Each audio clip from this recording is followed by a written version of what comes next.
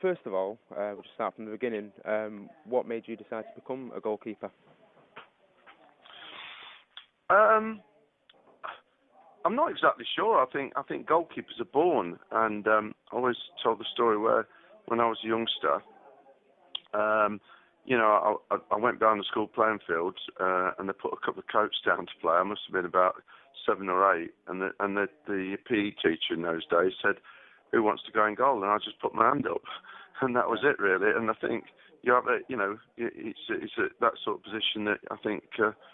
He's kind of born to play it, really. Yeah. So there's nothing specifically that attracted you to it. Was there anything that you thought? No. I was just I just always loved catching the ball and diving around, and I mean I like to play on the outfield as well, but goalkeeping was always the thing that attracted me the most. Yeah. How old was you when you started to become considered yourself a goalkeeper and such? 6 or 7 was when I really started to sort of can remember, when I used to be kicking the ball against the fence and catching it and things like that, and diving around, someone taking shots at me. Yeah.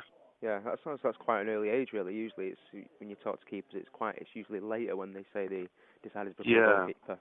Yeah. So, can you just briefly talk us through your career, like where you started out as a professional goalkeeper? Yeah.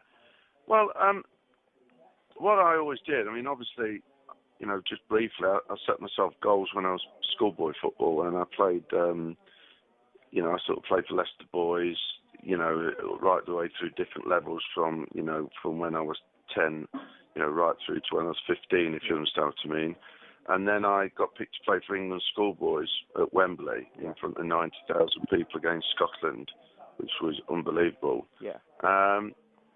But I'd also been training at Leicester City Tuesday and Thursday evenings. I used to go straight from school, and I used to train on the car park outside the ground.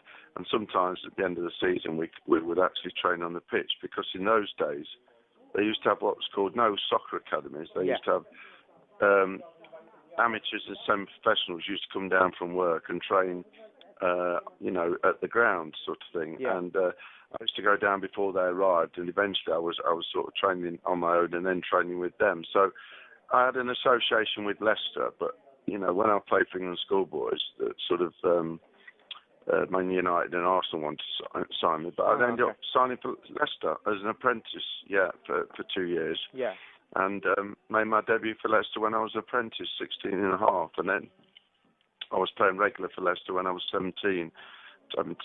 Leicester had sold Gordon Banks, who was obviously England's goalie, and I was playing regular in what is now the Premier League when I was 17. Yeah,